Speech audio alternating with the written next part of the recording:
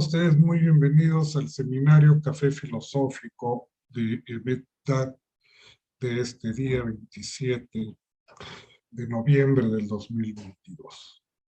Pues, entre otras cosas, ¿verdad? Estábamos diciendo, el objetivo del canal EBETDAT es ampliar los horizontes de significado de la realidad. Este es el punto central donde nos estamos desempeñando, ¿sí? Ampliar los horizontes hermenéuticos que le den sentido y que podamos interpretar de una manera que haremos mucho más correcta lo que se entiende por realidad.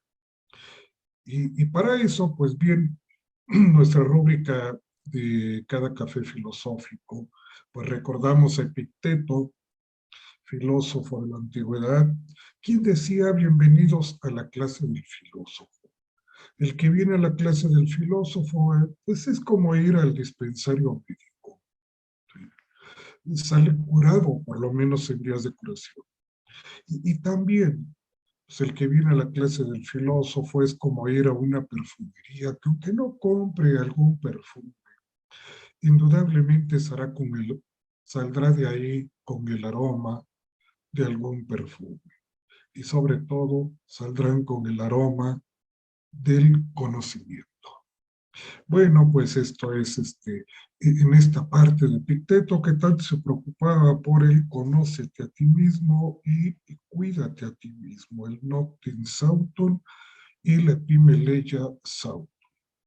El tema de hoy, pues es un tema muy interesante que permite profundizar sobre todo en este objetivo del canal, ¿no? Ampliar los horizontes de significado de la realidad.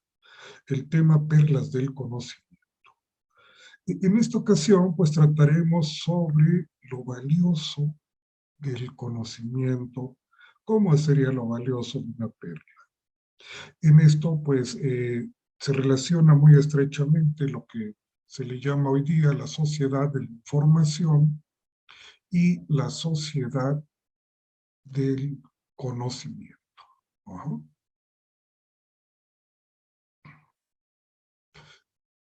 Bien, entonces, pues, primera cuestión es ubicarnos en este concepto fundamental del conocimiento y luego el de información.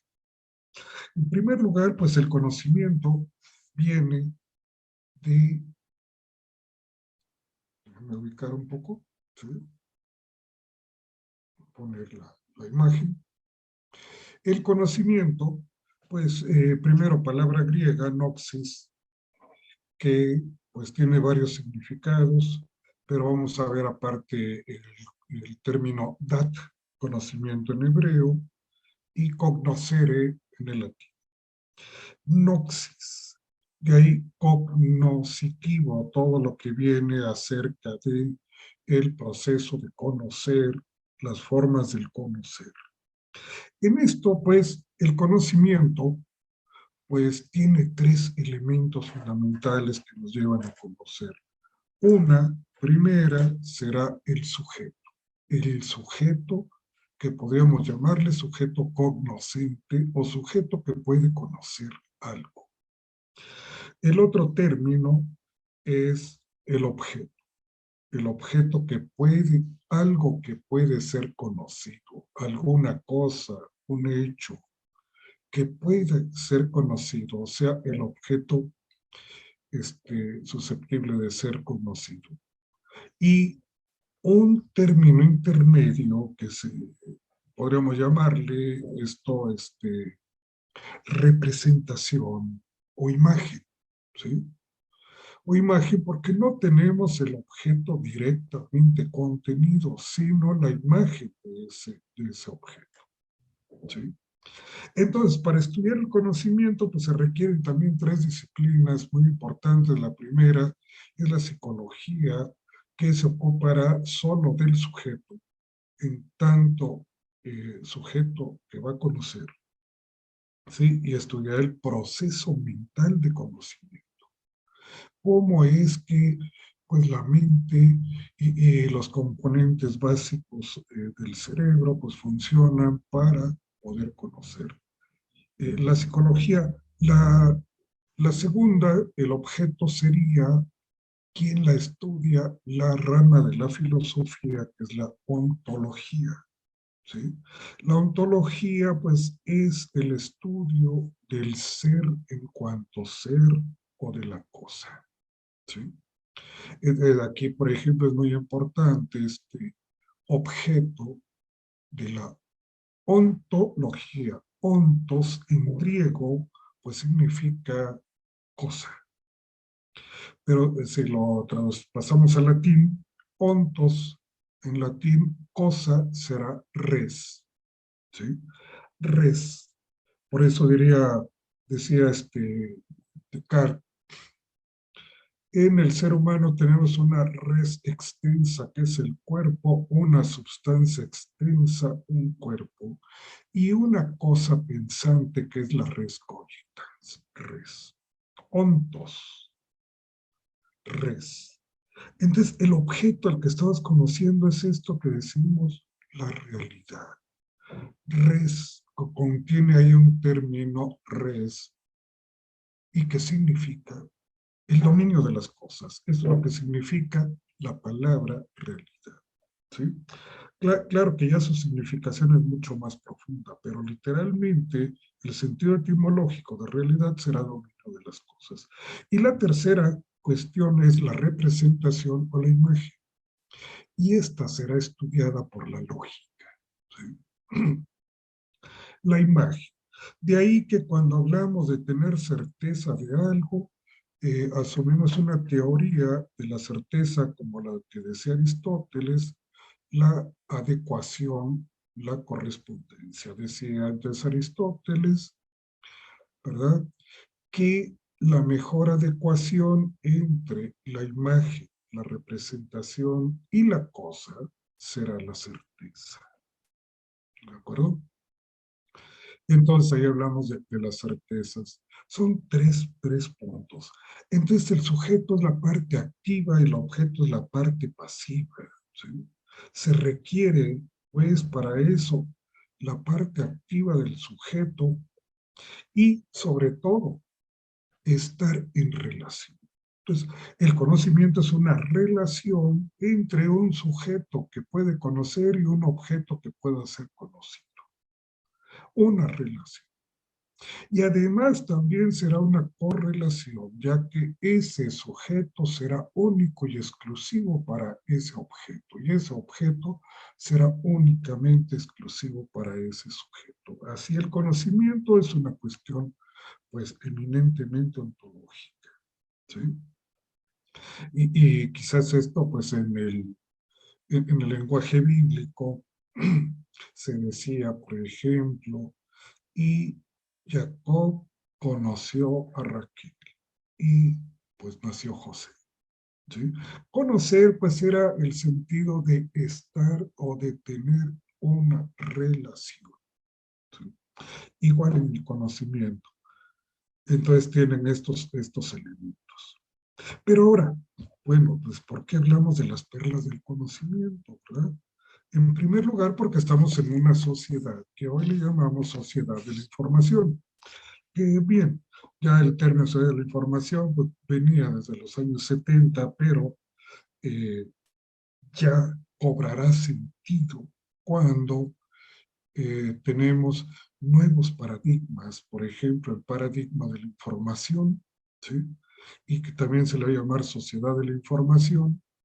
Sociedad de la información viene de los 70 y sociedad del conocimiento, esta expresión la acuñó Drucker hacia principios de los 90, ¿sí?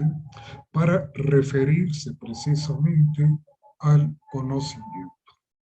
En fin, bueno, entonces, para hablar de la sociedad de la información, pues tenemos este texto muy interesante de Byung-Chul Han, el filósofo actualmente de moda, en su libro Sociedad de la Transparencia, donde pues va a tratar esto de la sociedad de la información desde una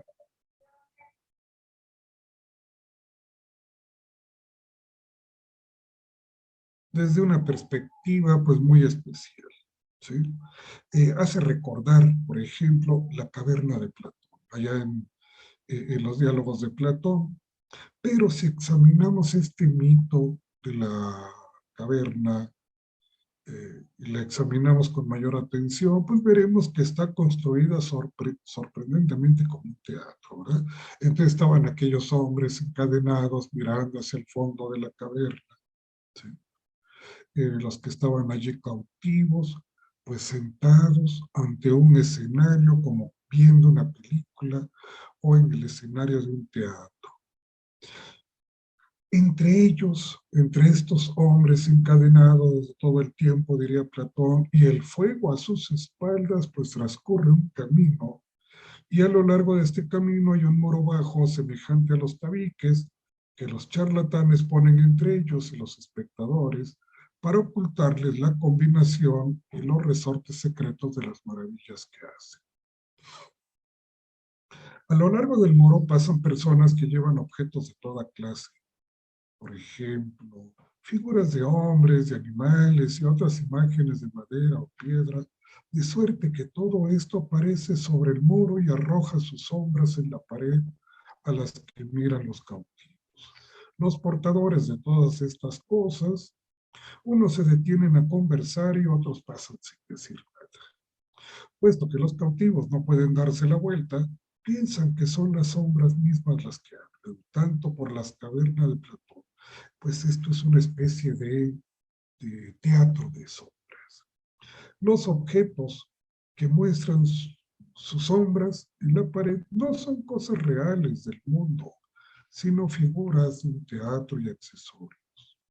Las sombras y reflejos de las cosas reales solo se dan fuera de la caverna. Y así pues, entonces el mito de la caverna de Platón, en contra de la interpretación que mucho se hace, no presenta distintas formas de conocimiento, más bien diversos modos de vida, a saber, la forma de vida narrativa y la cognoscitiva. La caverna de Platón es un teatro. El teatro como mundo de la narración que se contrapone en el mito de la caverna al mundo, sociedad del conocimiento. ¿Sí? Bueno, esto era en la caverna y todavía podríamos seguir la pista del escenario del mundo como teatro. Y pues todavía hasta la época de los 70s o hasta 80s, vemos por ejemplo en las obras de Jean-Paul Sartre, este filósofo francés existencialista, quien decía el mundo y el hombre son contingentes, estamos de más, y por si fuera poco, somos un absurdo. Y él es el que pues, va a fundar esta denominación de teatro que se llama el teatro del absurdo, donde jugamos personajes, ¿verdad? Son los personajes, y de ahí pues sus principales obras de teatro, como por ejemplo La náusea, que le llevó a ganar el premio Nobel de literatura, que también lo rechazó, y entre otros El moro, la prostituta respetuosa, en fin, bueno. Y pues, ¿qué jugamos? Un personaje, un personaje no es necesario, pero seguía siendo el mundo el teatro, con las caritas sonrientes del teatro romano y las caritas tristes, y es el escenario que estamos. Pero hoy día, con otros paradigmas, han pasado ya varios paradigmas. Está pasando el paradigma de la sociedad industrial para dar lugar al paso de la sociedad que ya está, de la sociedad del conocimiento, de la sociedad de la información, ¿sí? De esta nueva era digital. Y también el escenario ha cambiado, porque ahora pues ya no tenemos el teatro, el escenario, no tenemos la escenografía, no tenemos pues, el drama, ¿verdad? Sino que se da de pleno y de lleno todo, de una manera bastante positiva, digamos, ¿sí? Ocultando la negatividad. Y así pues vemos un mundo actual que tenemos un mundo de la información.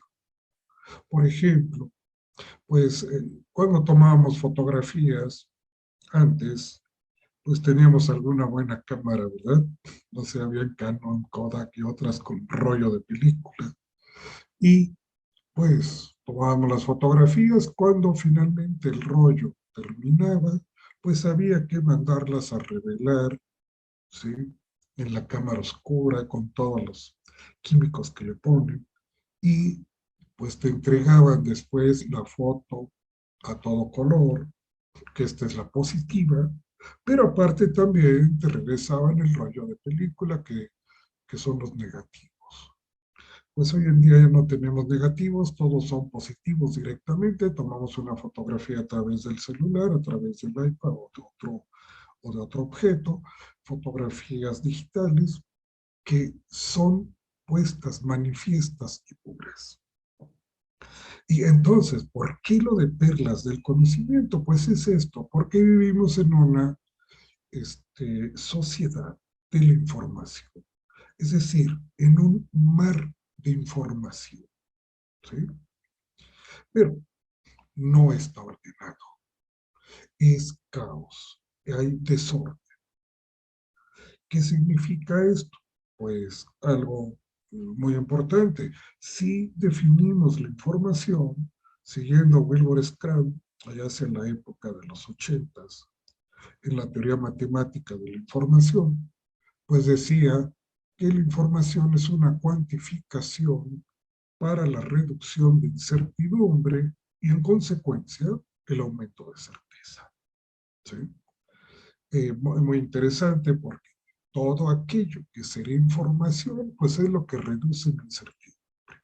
La información, pues no son simplemente datos. Datos sería una etapa anterior. Cuando el dato es trabajado y es de importancia para uno, entonces asume la forma de información. Y así, por ejemplo, si tengo que revisar, por ejemplo, el diario del financiero, ver el comportamiento de la bolsa de valores, cómo se está ocurriendo, y yo no tengo ni la menor idea ni participo en eso, pues yo veo muchos datos, pero no reduce ninguna incertidumbre mía, ¿verdad? Entonces, por lo tanto, no es información. De los datos requieren cierto tratamiento y a quién va destinado para hacer información. Y se convierte precisamente esto, pues, en uno de los grandes negocios y grandes mercancías que es la información. Pero, pues, ¿por qué la ciudad de la información? Porque estamos inundados de información, ¿sí? Información por todos lados, que lejos, ahora, aquí es el problema, que lejos de reducir nuestra incertidumbre, la va aumentando. Y la aumenta tremendamente. De tal manera, como decía Edgar Morin, decía, vivimos en un mar de incertidumbre. Quizás con algunos pequeños, poquitos islotes de certeza que se dudan. Entonces, la información, lejos de reducir incertidumbre, ahora está aumentando incertidumbre y esto parece lo paradójico, ¿verdad? Porque ya no tenemos certeza de algo, simplemente certeza. Estamos en una confusión, como decíamos el seminario pasado, y esa confusión también genera miedo. Y de esa manera estamos como en cierta forma en la caverna, ¿sí? ¿Por qué citar a la caverna de Platón? Porque en la caverna estaba el fuego. Entonces, ese fuego que estaba y que proyectaba las sombras de los objetos que pasaban, de las figuras que pasaban de madera o de otro material, pero había una luz y esa luz era artificial. Esa luz engendra ilusiones escénicas, pero arroja apariencias también, ¿sí? Por esto, la sociedad de la información es también una sociedad de la transparencia, ¿sí? En la sociedad de la transparencia, pues uno cree que todo es maravilloso, ¿verdad? Quien cree que únicamente la transparencia ha servido para que pues, la gente pueda demostrar las propiedades, el capital que posee, sobre todo en el plano político o de la información, pues qué bueno, ¿verdad? Pero esa es una pequeñísima parte. No, la sociedad de la transparencia se manifiesta de tal manera que todo parece claro, todo parece evidente, pero oculta otra cosa. Se pide, por ejemplo, evidencias de esto, evidencias de aquello, evidencias de cualquier otra cosa. ¿Por qué? Porque estamos como lo había puesto quizás en el Leviatán Thomas Hobbes, cuando decía Homo hominis lupus, el hombre es el lobo del hombre, y no te tengo confianza, y entonces hay que instalar el Estado civil, donde, pues, papelito habla, para decirlo de otra manera. ¿Sí? Y esto es la evidencia. Entonces, la evidencia está sostenida sobre una desconfianza, y hablaríamos entonces también de una sociedad de la desconfianza. Como no te tengo confianza, tienes que ser transparente. Esta sociedad de la transparencia, que va unido a la sociedad de la información, pues en cierta manera terminaría cuando el ser humano pudiera recuperar aquella confianza hacia los demás, ¿verdad? Cosa que se ve bastante difícil, recuperar la confianza. Y como no se tiene confianza, pues hoy día pues se instala la sociedad de la transparencia fundada con la sociedad de la información. Entonces, si la sociedad de la información es un mar de información confusa, de informaciones que nos llegan de una y otra forma, contrapuestas generalmente, de ahí que eh, si nos metemos al mar, a ese mar de información, podríamos sacar las perlas preciosas. Y esas perlas serán esta sociedad del conocimiento, que tanto se dice, ¿verdad? La educación y la sociedad del conocimiento, las empresas, la sociedad del conocimiento, entonces tenemos un acceso de información bastante amplia, pero buscar y obtener de ellos el conocimiento para prosperar, para ser mejores seres humanos, para ser mejores empresas, para ser mejores ciudadanos del mundo, etcétera. Cuando estamos viendo que viene todo lo contrario, ¿verdad? ¿Sí? El conocimiento, pues de hecho sí es esa perla preciosa, que hay que esforzarla para sacarla de ese mar de incertidumbre, de ese mar de formación de caos, ¿sí? Por esto la sociedad de la transparencia pues, no solo carece de verdad, ¿sí? Ya esto lo hemos visto en los seminarios pasados, ¿no? Cuando hablamos de la posverdad, donde aquello tangible se minimiza para maximizar la parte emocional del aspecto informal. Y entonces resulta mentira. La sociedad de la transparencia no solo carece de verdad, sino también de apariencia. Pues ni siquiera llega a la apariencia. ¿Sí? Veían los hombres de la caverna aquellas imágenes proyectadas hacia el fondo de la caverna como una película y pues era aparente. Los hombres veían el sol que se movía de un lado para otro en la Edad Media y era un movimiento aparente, ¿sí? Pero movimiento al fin. Entonces, ni la verdad ni la apariencia hoy son tan aparentes. Solamente es por completo transparente que el vacío, ¿sí? Cuando hay un vacío, ese es intransparente. Para desterrar este vacío, ¿qué se tiene que hacer? Pues poner en circulación una masa de información.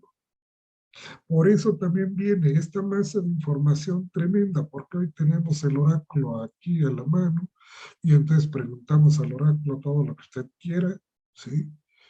Y ahí viene, seguramente hasta la gente busca la fecha en que va a fallecer y la puede encontrar. ¿Sí? La masa de información y las imágenes es una plenitud en la que todavía se deja notar el vacío. Un aumento de información y comunicación no esclarece por sí solo el mundo. La transparencia tampoco se hace clarificante. La masa de información solo engendra mentira. Cuanta más información se pone en marcha, tanto más intrincado se hace el mundo. La hiperinformación y la hipercomunicación no inyectan ninguna luz en la oscuridad. ¿Sí? Es decir, no dan la verdad. No se da la verdad. Y por eso estamos, como decíamos el seminario pasado, ¿verdad? Estamos consumiendo carne que no es carne, leche que no es leche, café que no es café, y de todo, ¿verdad? Que son apariencias. La búsqueda del conocimiento de la verdad, emet, dad, verdad y conocimiento en hebreo, son estas perlas que debemos sacar y extraerlas. La realidad se nos aparece como un libro. Al libro lo podemos leer como en su sentido literal, qué es lo que dice literalmente, y quizás podamos contarle a otro repitiendo lo que dice tal autor en ese libro. Y eso es comparable al agua, ¿sí? El primer nivel, digamos, de la interpretación de la realidad o de la lectura de la realidad y de la lectura de libros también. Y la segunda es cómo sacar el jugo, ¿sí? De ese texto, de esa realidad, exprimirlas para sacar el jugo de esa realidad. La tercera es cómo sacar el aceite. Ya este es un plano filosófico, así como hacía Federico Nietzsche, que se le llamaba el filósofo del martillo, ¿verdad? A martillazos, porque era como agarrar una piedra y martillarla hasta llegar a sacar la esencia que se encontraba o posiblemente se encuentra en alguna parte de ese objeto o de esa piedra. El filósofo del martillo, había que martillar. Así, por ejemplo, el aceite pues se saca machacando, digamos, las aceitunas para sacar el aceite de olivo. Y el cuarto nivel más profundo es el del vino. ¿Sí? El vino que lleva un proceso mucho más elaborado, y la cuarta lectura de la realidad es comparable al vino, donde tenemos que buscar encontrar no solamente la esencia, sino los secretos ocultos, ¿sí? Los misterios que guarda la realidad, el mundo en el que vivimos, ¿sí? Y este es precisamente el acto de sacar las perlas también, las perlas de la sabiduría. Entonces vivimos en una sociedad del conocimiento, pero nos falta muchísimo para poder sacar las perlas de la sabiduría, ¿sí? Aunque sociedad del conocimiento, pues también se le haya, en cierta forma se le ha llamado sociedad del saber. Pero para esto, pues hay más profundidad también, de buscar en las palabras griegas noxis, o en el hebreo dar y hokma y binah, que serían muy importantes, y cognoscer en el latín, sir latín, ¿sí? Para tener pues mayor amplitud de los horizontes hermenéuticos o de significado de la realidad. Pues bien, le damos aquí la palabra Gaby, ¿sí? Que también nos trae las palabras dat en hebreo, ¿sí? Sí, buenos días a todos. Claro, ahorita les voy a hablar sobre lo que es el Jochma, Binah y Dat.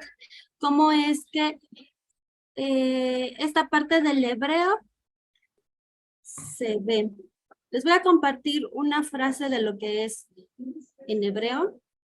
Esta frase la encontramos en la parte de la Torá, en la parte de lo que es Éxodo, en la parte de la Biblia, en la parte del libro de Éxodo o Shemot, en el 31:3, encontramos esta parte. Aquí yo se las voy a leer en hebreo, donde dice, Beamaleo torruach Elohim behogma ubitbuna ubedad ukol melacham. ¿Qué quiere decir esto? Que aquí Dios nos ha dotado de un espíritu divino, de destreza, de habilidades, de conocimientos, en toda clase, pues de lo que son nuestros oficios, de todas las clases que podemos hacer, de todos los trabajos, de la melajá. Aquí tenemos lo que es esta parte del Jochma. Aquí dice Jochma, aquí dice Binah, y en esta parte dice el Dat. Es un poquito de expresión cabalista. Vamos a empezar un poquito a entrar, no voy a entrar mucho en detalle porque es muy extenso esta parte de lo que es Kabbalah. Pero bueno, ¿cómo nosotros podemos encontrar el Dat, este conocimiento? Dentro de Kabbalah tenemos 10 sefirot, o lo que es parte del árbol de la vida. Un poco para entender qué es Kabbalah, para los que no saben así totalmente, Kabbalah es un nivel de interpretación de la Torah que nos da acceso a mensajes divinos que Dios nos oculta detrás de lo que es la Torah. Entonces, ¿cómo tenemos ese conocimiento? Están los mojim, que son los cerebros, y después tenemos los otros 6 atributos de una persona. Lo que es el Jochma, o lo que es la sabiduría, la Binah, el entendimiento, y lo tenemos. Y si nosotros juntamos la sabiduría y el entendimiento, podemos entender el Dat, que es el conocimiento. Es decir, estos por sí solos, si no se juntan o no hay un equilibrio, no va a haber un conocimiento. Si solamente yo tengo la idea, aquí lo ponemos, si yo solamente tengo la idea, pero no lo llevo a desarrollar, nunca va a haber un resultado. En este caso es el dato. Visto en esta parte de lo que son figuras dentro de una familia, el Jochma podría ser el padre, porque el padre siempre aporta esa semilla a lo que es a la ima. Ima en hebreo significa la mamá. Aporta esa semilla a la mamá, y ¿qué es lo que hace? La mamá lo desarrolla para que después salgan los hijos, que es el resultado de estas dos partes. Entonces, ¿qué quiere decir con todo esto? Nosotros siempre estamos influenciados de todo lo que está a nuestro alrededor. En esta parte de lo que es el Malhut, que es el mundo, o es la parte más baja de nuestros mundos, perdón. El Malhut solamente va a recibir porque no puede crear sus propios resultados.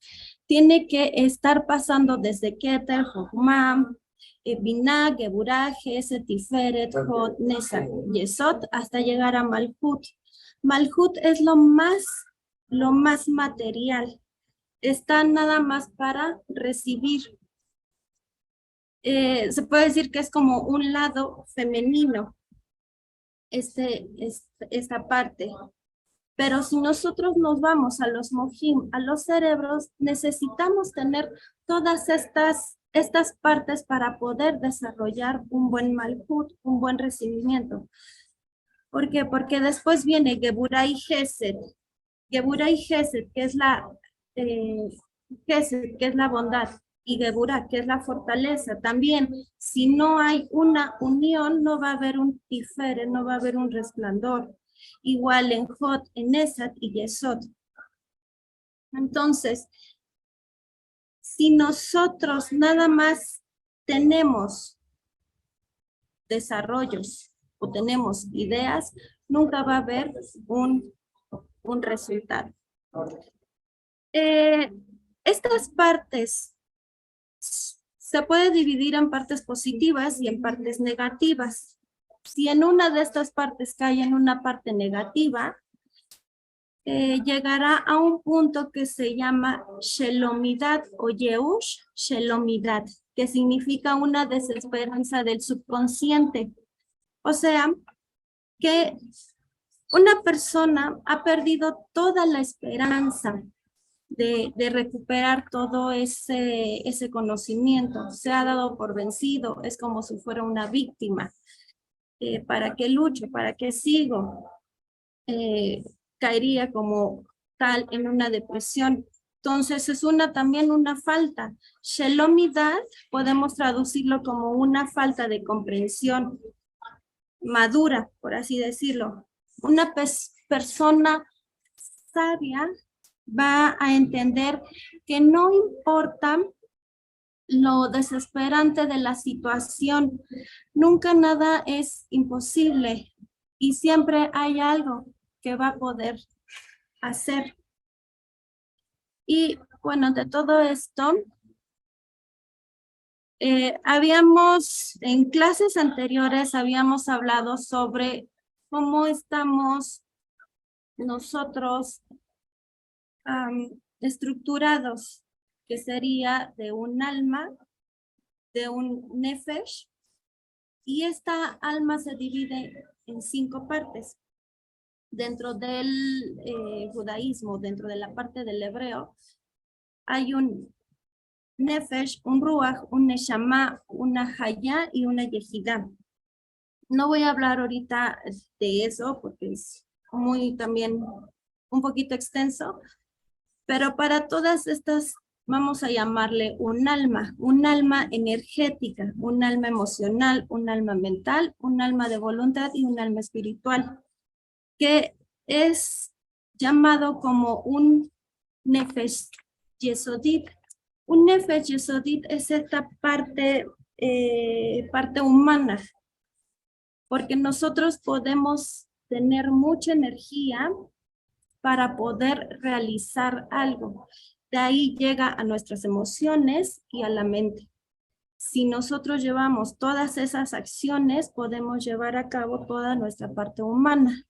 Después siguen las 2 más arriba, que sería la voluntad y la espiritual. Y después sería el alma divina, que es el Nefesh Elokit.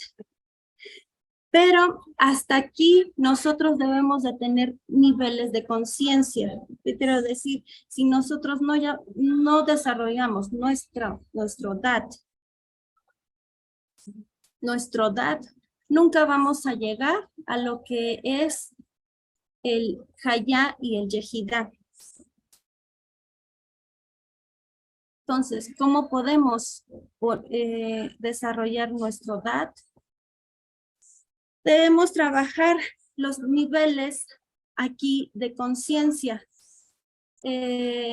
ser conscientes de lo que estamos haciendo junto con las acciones, tener sentimientos en este caso, pues sentimientos positivos, estar feliz, estar alegre, pensamientos, todos esos pensamientos, a lo mejor si yo estoy dando clases, a lo mejor de geografía, es ver cómo todos esos argumentos puedo darlos, todos esos pensamientos, cómo podré yo plantearlos y de ahí observar a lo mejor qué es esa parte de la conciencia.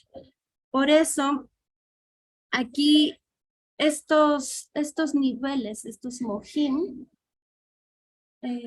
podremos tratarlos de esta manera.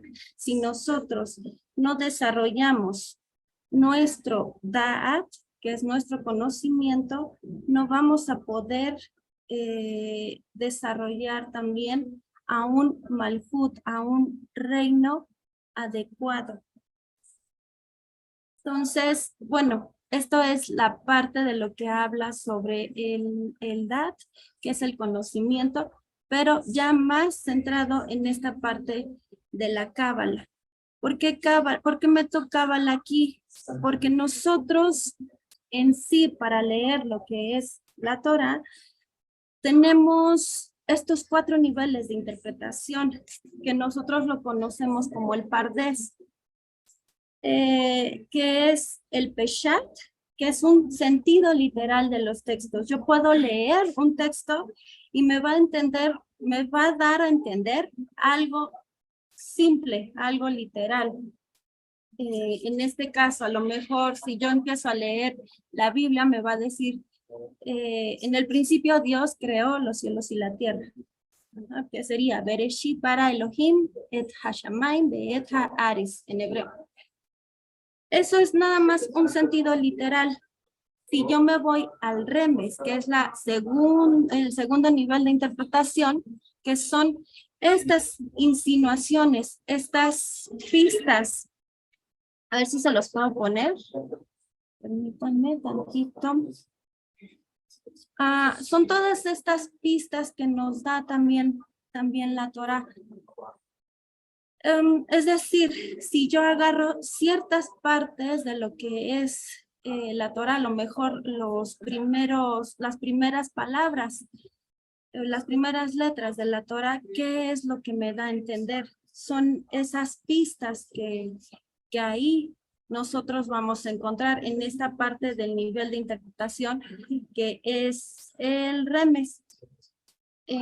También aquí podemos encontrar gematrías, valores numéricos.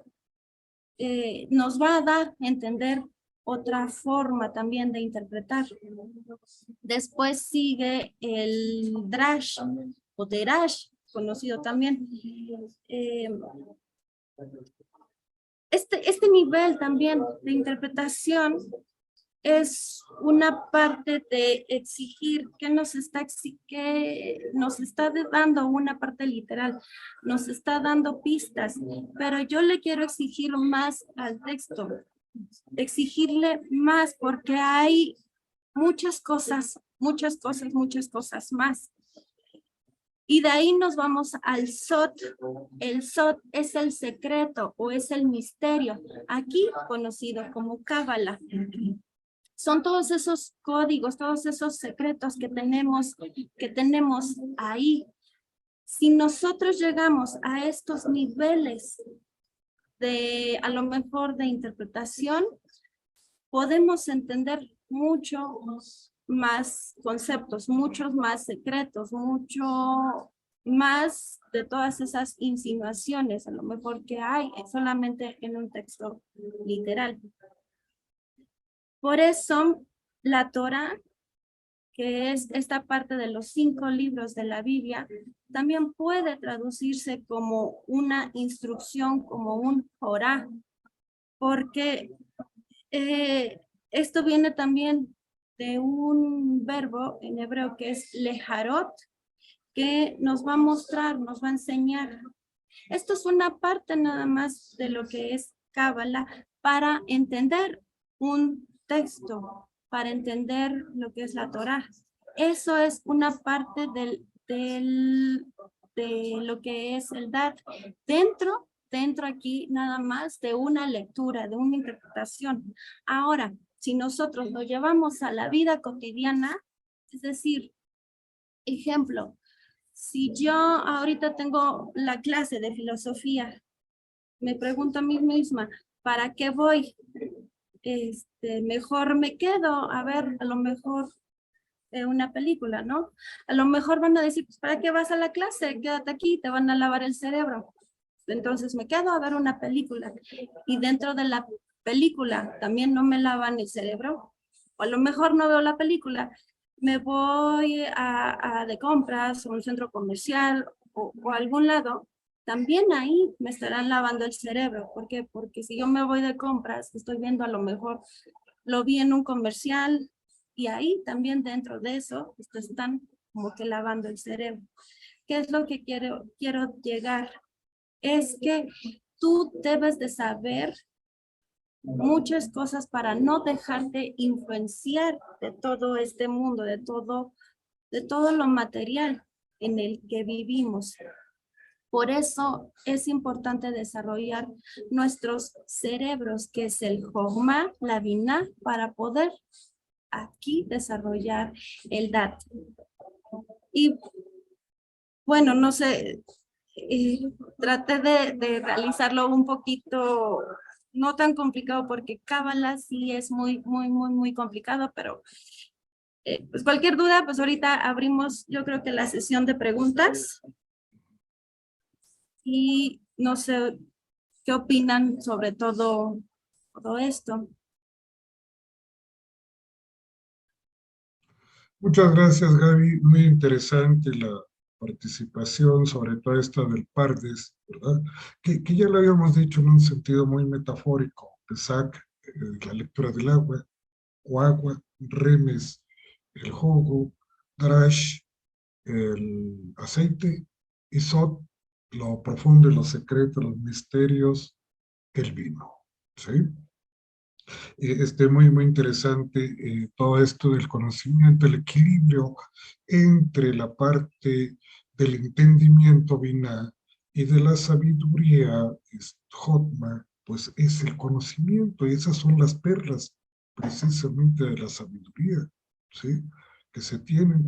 Esto en los griegos era, por ejemplo, que se le decía a una persona con mucho entendimiento, por supuesto, muy bien estudiado, que era un epistemón, de episteme, mal traducido hoy como ciencia, ¿no? Saber, episteme, epistemón, que había leído mucho, digamos. Y otro, que era el sofón, quizás una persona que no había sido muy estudiada, pero con mucha prudencia, ¿sí? El sabio. Y por supuesto, que se caía en alguno tanto el sofón y epistemón, ovina y jotma, pues es el que puede engarzar las perlas, ¿sí? Esto lo dicen mucho los rabinos.